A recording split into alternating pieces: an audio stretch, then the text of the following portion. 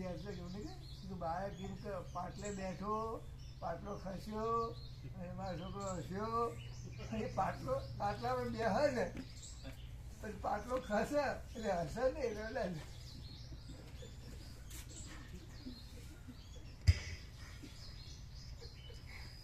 તેમનો બહારનો આચાર સર્વ બીજા પ્રાણીઓના જેવો જ હોય છે, પરંતુ અંદરથી તેઓ સર્વ બાબતમાં શીતળ હોય છે. શાસ્ત્રોના અર્થ વિચારમાં તેઓ રસિક હોય છે, તત્વજ્ઞ હોય છે અને તેમને લોકોના સર્વ પૂર્વાપર વિષયોનું ઘણું સારું જ્ઞાન હોય છે. અમુક વિષય તજવા યોગ્ય છે અને અમુક વિષય લેવા યોગ્ય છે એમ તેઓ સારી પેઠે સમજે છે, તેમજ યથાપ્રાપ્ત વ્યવહાર કરીએ જાય છે. તેઓ નિષિદ્ધ કાર્યોથી સદા નિવૃત્ત જ રહે છે અને સદાચાર પાળવામાં રસિક હોય છે. જેમ પ્રફુલ્લિત થયેલા કમળો ભમરાને આદર આપે છે. કેમ બધું ન જોઈએ? અન્ન વસ્ત્ર રહેઠાણ દવાદારું શિક્ષણ તો શું નથી અને કેટલું અપૂરતું છે, કેટલી કમી છે? જરાય કમી છે?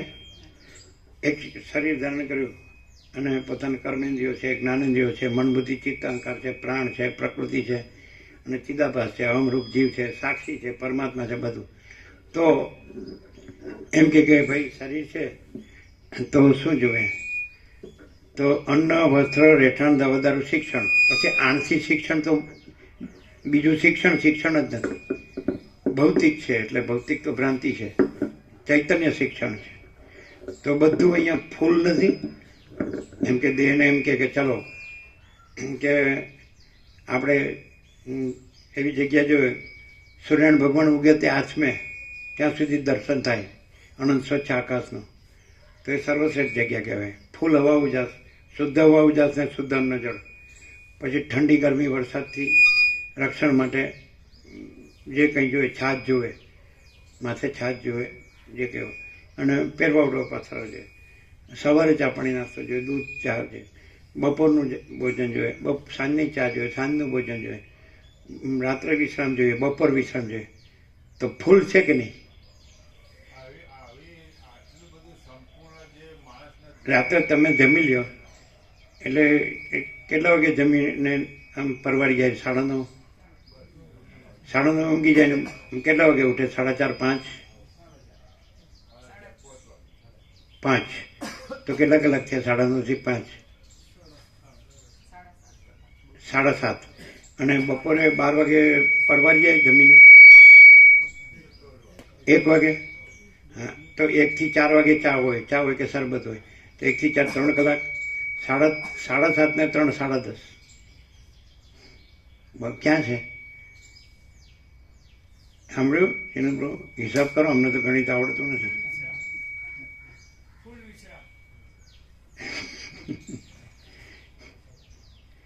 અહીંયા માણસ કે હું થાકી ગયો તો એ મૂર્ખ છે. અને તમે કરતા હો તો તમારું કરો કે બીજાનું કરો. તમે સ્વચ્છતા ત્યાં પ્રભુતા અને શુદ્ધ સાત્વિક પૌષ્ટિક આહાર લ્યો, ફૂડ પોઈઝન ન હોય. તમારે પોતાને પસંદ કરવાનું છે, લાવવાનું, વાપરવાનું છે, બધું તમારું જ છે. તમે કરો છો ને તમારું કરો છો. તો આવું ક્યાંય હોય? બીજે અમે તો કેવું સાંભળે છે, એટલે ફ્લાઇંગ રાની હોય ને તો સુરત બોમ્બે અને બોમ્બે સુરત અપડાઉન કરે, એટલે 10 કલાક આવવા જવાના થાય. અને ફ્રન્ટિયર મેલ હોય ને તો પુના બોમ્બે, બોમ્બે પુના અપડાઉન કરે. સમજાય? એટલે નીકળીને ઘરેથી ત્યારે છોકરા સૂતા હોય અને ઘરે આવે એટલે છોકરા સૂતા હોય. કેવું જીવન મસ્ત! હોદ્દો સારો હોય, પગાર સારો હોય, મકાન સારું હોય, નોકરી ધંધા સારા હોય, સુખી. અહીં કાંઈ કર્યા વગર સહજ પરમ શાંતિ. આપણે શ્વાસ લઈએ છીએ, કાંઈ કર્યું ન કહેવાય. આપણે જોઈએ છીએ, કાંઈ કર્યું ન કહેવાય. સાંભળીએ છીએ, બોલીએ છીએ, કાંઈ કર્યું ન કહેવાય. એમાં બધું જે થાય છે એ કાંઈ કર્યું ન કહેવાય, તો સહજ છે, સ્વયંસ્ફૂર્ત. મહાચિદાકાશ પોતામાં સત્તા પ્રકાશ પોતામાં સ્ફુરી રહ્યો છે, એટલે સત્તા પ્રકાશ જ છે, મહાચિદાકાશ જ છે, સ્વયં પ્રકાશ સંપૂર્ણ પ્રકાશ જ છે, સ્વસંવેદ્ય સહજ નિર્વિકલ્પ જ છે, અને પરમ કૈવલ્ય પરમ શાંતિ જ છે, અને સ્વયં પ્રકાશ સંપૂર્ણ પ્રકાશ જ છે. એટલે કોઈ નોકરી નહીં, કોઈ ધંધો નહીં. નોકરી ધંધો છે ને માટે કે ભાઈ અમારે ભરણ પોષણ કરવું, કુટુંબ ઘર સંસાર વ્યવહાર ચલાવવો છે, એમાં નિર્વાહ કરવો છે કુટુંબને, બધું જીવન જીવવા માટે જે બધી ચીજ વસ્તુ જોવે, તો એ તો એમનેમ છે, કંઈ કર્યા વગર છે. સમજે? તો આ નથી પોસાતું. આ ક્યાં આપણું છે? અહીં આપણું કાંઈ નથી ને આપણું કોઈ નથી. આપણું તો ન્યા છે, ઢેઢવાળો, વાઘરીવાળો,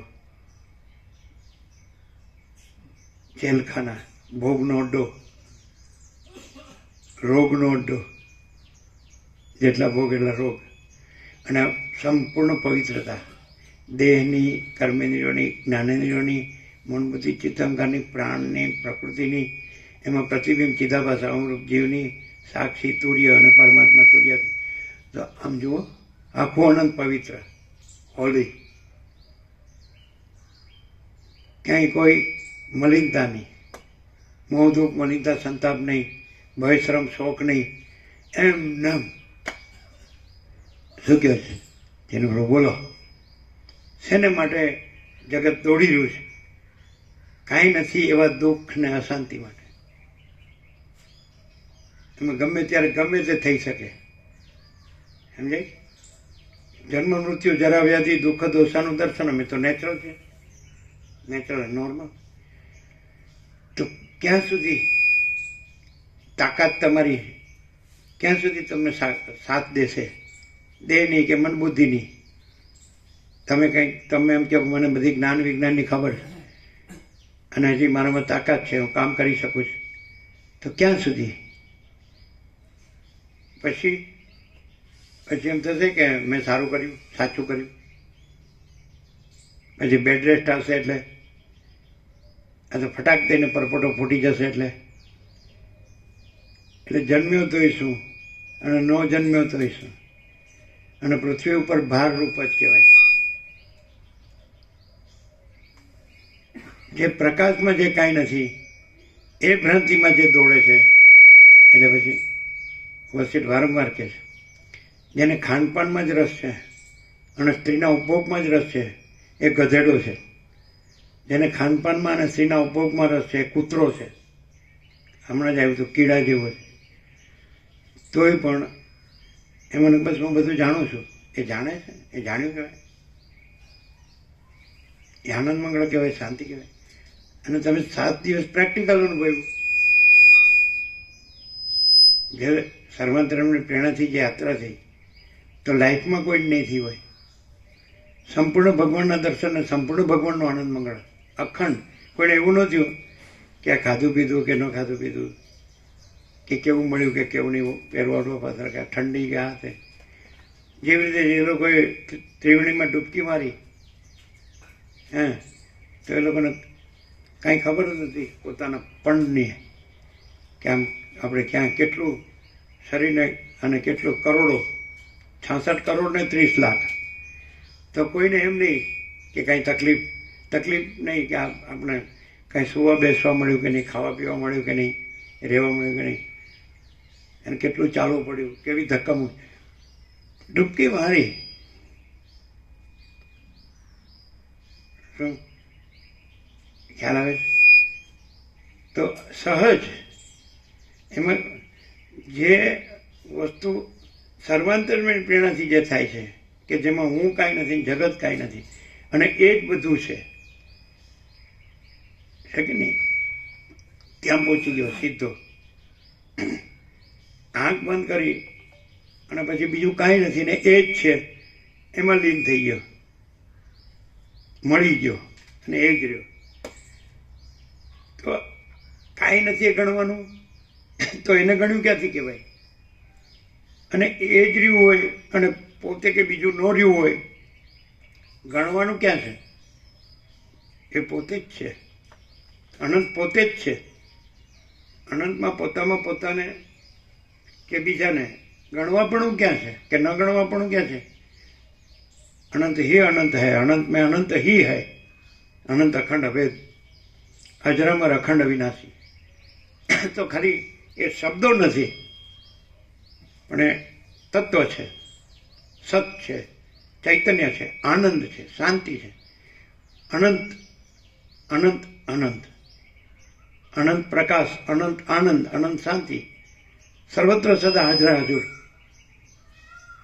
કે નહીં? તો પછી એ પ્રત્યક્ષ નથી, સાક્ષાત નથી. ભ્રાંતિ રાખે તો એ અનંતમાં કાંઈ છે, અને ભ્રાંતિ રાખે તો એ અનંત રહ્યો છે, કાંઈ નથી રહ્યો. બધી શાંતિ થાય જ નહીં, અભાવ માટેની ઈચ્છા પૂરી થાય. આજે કોઈ માણસ છે અને બધું હોય, ભણ્યો ગણ્યો હોય ને નોકરી ધંધા કર્યા હોય ને મકાન બાંધ્યા હોય કે દુકાન કરી, ગમે મિલ કારખાના, ગમે તે પ્રોપર્ટી બનાવી, જમી જાય, સોનું હોય કે વાહન હોય, બધું ફર્યો હોય, વિજ્ઞાન હોય, બધું જાણતું હોય. એ કાંઈ છે અનંતમાં? અને એ બીજું બધું જે ગણતો હોય, પોતાની ભ્રાંતિમાં ભ્રાંતિનું બધું ગણતો હોય, એ કાંઈ છે? અને અનંતના બધા શબ્દો જાણતો હોય ને બોલતો હોય, એ કાંઈ છે? અનંતના શબ્દો પણ કાંઈ નથી, વિચારવાણી શબ્દાર્થ પણ કાંઈ નથી, તત્વબોધ પણ કાંઈ નથી. અને અનંત હી અનંત હૈ, અનંત મેં અનંત હી હૈ, એવું પ્રત્યક્ષ સાક્ષાત હોય અને બીજું કાંઈ ન હોય એવું હોય ખરું? શોધવું પડે હિમાલયની ગુફામાં. ક્યાં આ દેખાય છે એના સાપેક્ષ તો દેખાય છે, હુંય દેખાય છે, અને જગતે દેખાય છે, આકાશે દેખાય, અને આકાશમાં અનંત સૃષ્ટિ પણ દેખાય છે. અને દેખાય છે એ કાંઈ નથી, અને આકાશથી પણ મોટો આખો અનંત પ્રકાશ, અનંત આનંદ, અનંત શાંતિ જ છે. એવું એ ખરું? કોઈ કચરો ન હોય દ્રશ્ય ભ્રાંતિનો, સૃષ્ટિ ભ્રાંતિનો, આકાશ ભ્રાંતિ જ ન હોય, પછી અમારેલી બધી અનેક સૃષ્ટિ ભ્રાંતિ તો હોય જ ક્યાંથી? પ્રકાશ આકાશ નથી ને આકાશ પ્રકાશ નથી, પ્રકાશ સૃષ્ટિ નથી ને સૃષ્ટિ પ્રકાશ નથી, પ્રકાશ અહમ નથી ને અહમ પ્રકાશ નથી, અને પ્રકાશ મમ નથી ને મમ પ્રકાશ નથી. મમ એટલે મારું. શક્ય છે? આવ સીધું નથી. આનથી બીજું કેવું, એટલે એનો અર્થ એમ થાય કોઈને શાંતિ જોતી જ નથી. એ દુઃખમાં સુખ માને છે, અશાંતિમાં શાંતિ માને છે. એવું થયું? શૂન્યમાં પૂર્ણ માને છે. આપણે બધું ફૂલ છે. ફૂલ એટલે FUL, પણ એ ફૂલ છે, FOOL, એટલે મૂર્ખ, મહામૂર્ખ છે. આ ન મળ્યું હોય એનો દોષ નથી, મળ્યું હોય ને ન લીધું હોય તો એ મહામૂર્ખ છે. શું કહો છો? ન મળ્યું હોય એનો દોષ નથી, મળ્યું હોય અને એનું મૂલ્ય ન હોય અને લીધું ન હોય. હું તો વર્ષો રહ્યો છું ને, વર્ષો રહ્યો જ છે, લીધું નથી. શું કહે છે?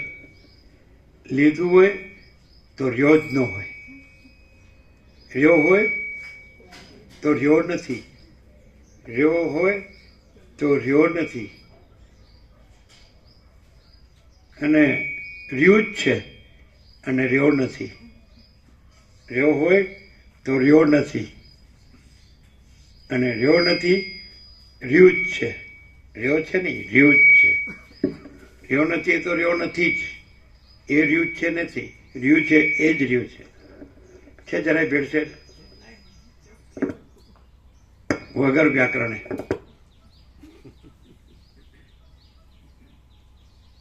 કેવી રીતે ખબર પડે કે રહ્યું જ છે એ જ રહ્યું છે, અને રહ્યો નથી એ રહ્યો જ નથી?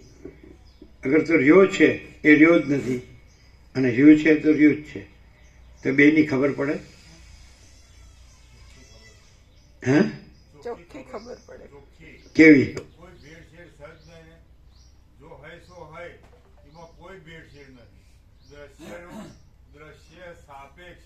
પણ આ બધું મેં વસ્તુને પ્રકાશથી સાંભળ્યા, વર્ષોથી હું રહ્યો છું અને બધું જાણ્યું છે, અને પછી હવે નિર્લેપ રહીને કરું છું.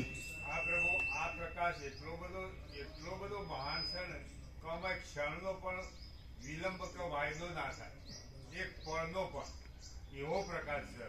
આ સાક્ષાત પ્રકાશ છે અને આ જ માણસનું અંતિમ લક્ષ્યનું જે હોવું જોઈએ, ઓનાથી બીજું એક પળ પણ જો આગુ પાછું થાય ને તો એ આ લીધું જ નથી એવો અનુભવાય. થાય તો આગળ થાય તો આ લીધું જ નથી એવું આ અનુભવ. પ્રકાશ લીધો જ નથી. એક પળનો વાયદો અમારા ચાલે. રામકૃષ્ણ પરમહંસ કહે છે કે દોરામાં સહેજ પણ ફણગી હોય તો સોયના નાકામાંથી પસાર થઈ શકે નહીં, એમ સહેજ પણ વાસના હોય તો એને આ પ્રકાશ લાભ થાય નહીં, ઓળખી શકે જ નહીં. રહ્યો છે કરે છે એટલે જ રહ્યો નથી, અને રહ્યું જ છે પછી રહ્યો છે ને નથી રહ્યો એ કોઈ રહ્યો જ નથી. શું કહેવાય? આમ એમ થાય કે આ માણસ છે એ પોતાનું સીધી આડકતરી રીતે થોડી આ સૂક્ષ્મ રૂપે યા એક યા બીજા રૂપે પોતાનું અહમનું મહત્વ ઠસાવે છે, જરાય નહીં. ઉપજાવે છે. કેન્દ્ર એ કેવી રીતે ખબર પડે? કેન્દ્ર વિનાનું અનંત પ્રકાશ. કેન્દ્ર વિનાનું અનંત, એક અસ્તિત્વ વ્યક્તિત્વ વગરનું. આ તો ઇનેટ છે પહેલેથી, એ ક્યાં આજકાલનું છે. પણ એ તો મગજ નવર્યું હોય ને બરોબર એટલે આરોપો કરે, એટલે એ બધા જેવા જ છે. તો છે હમ કુછ નહીં, हमारा कुछ नहीं, हम कुछ नहीं जानते, हम कुछ नहीं करते, माँ चिदाकाश ही माँ चिदाकाश, जो है સો હૈ. અને કે ત્યારે તમે કોણ છો? તો સદાશિવ વસિષ્ઠને કહે છે જે પુરુષ નિરંતર આવા આત્માનુસંધાનમાં રહે છે, આત્મા એટલે પ્રકાશ, આકાશથી પણ મોટો, કે જેમાં બીજું કોઈ નથી, કાંઈ નથી, કાંઈ થતું નથી, તો નિરંતર આવા આત્માનુસંધાનમાં રહે છે, એ એવા પરમપદને પામે છે કે હે વસિષ્ઠ મુનિ, એમાં હું સદાશિવ ને તમે વસિષ્ઠ સેવક જેવા છીએ. સેવક છે ને યોગવાસીમાં, સેવક જેવા છીએ. તો પછી એટલે પૂછવું હોય તો અમે કોણ છીએ પૂછવું હોય સદાશિવ વસિષ્ઠને પૂછો, રામ નહીં.